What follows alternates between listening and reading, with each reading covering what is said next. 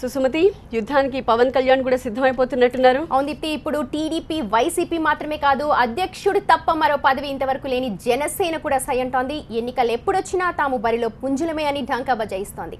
అనంతపురం నుంచి ఇప్పుడిప్పుడే ఆలు దిద్దుతున్న జనసేన ధైర్యాన్ని ట్విట్టర్లో పోస్ట్ చేశారు పవన్ కళ్యాణ్. స్వాతంత్రం కోసమే సేనా సామాన్యుడి ధైర్యమే సేనా.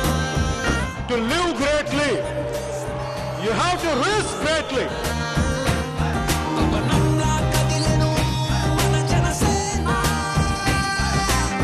జనసేన పార్టీలో అధ్యక్షుడిగా పవన్ నెంబర్ 1 మాత్రమే కాదు, నెంబర్ 10 దాకా కూడా ఆయనే.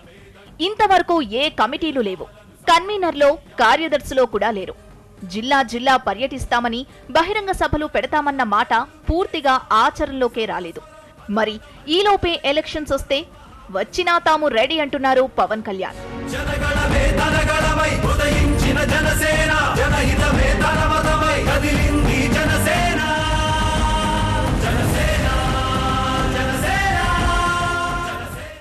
ఇవిగో పవన్ చేసిన ట్వీట్స్. ఎన్నికలు ఎప్పుడొచ్చినా జనసేన కూడా రెడీ అన్న సారాంశంతో పోస్టులు పెట్టారు. ఈ పోస్టులకు కారణం, నిన్న టీడీపీ పార్టీ మీటింగ్లో చంద్రబాబు ముందస్తు ఎన్నికల సంకేతమిచ్చారు.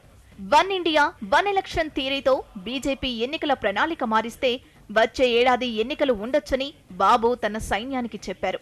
ఈ మాటలతో జనసేనలోనూ కదలిక తీసుకొచ్చారు పవన్. తన ట్వీట్లతో ఈసారి పోటీలో నిలుస్తామని మరోసారి క్లియర్ చేశారు.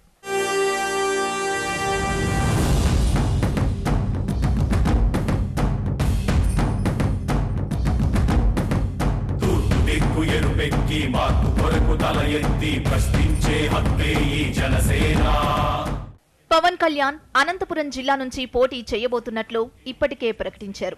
దానికి అనుగుణంగా పార్టీ క్యాడర్ను తయారు చేయడానికి, జనంలోకి పార్టీని తీసుకెళ్లడానికి వెరైటీ ప్రయత్నాలు చేస్తున్నారు. నోరున్న వాళ్లకు పదవులు కాకుండా సబ్జెక్ట్ ఉన్న వాళ్లకు హోదాలు కట్టబెట్టేందుకు పొలిటికల్ ఎంట్రన్స్ కండక్ట్ చేస్తున్నారు. అందులో భాగంగానే అనంతపురంలో నోటిఫికేషన్ విడుదల చేశారు. 4500 మంది అప్లై చేయడంతో వాళ్లల్లో పార్టీకి అనుకూలమైన వర్గాన్ని పవన్ సెలెక్ట్ చేస్తారు. అయితే పోటీలో నిలవాలంటే గ్రామ, మండల, జిల్లా స్థాయిలో పార్టీ బలంగా ఉండాలి. ప్రస్తుతానికి పవన్ అభిమానులు వాళ్ళిచ్చే అండదండలు మాత్రమే పార్టీకి బలం. ఈ సినీ బలాన్ని పవన్ పొలిటికల్ బలంగా మార్చుతారా? మార్చితే ఎంత వేగంతో యాక్షన్ ప్లాన్ అమలు చేస్తారు?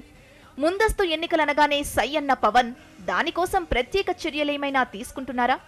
ఎందుకంటే అనంతపురంతో మొదలవబోతోన్న రాజకీయ ప్రస్థానం మిగతా ప్రాంతాలకు ఎంత స్పీడ్గా విస్తరిస్తాయన్నదే ఇప్పుడు ప్రశ్న.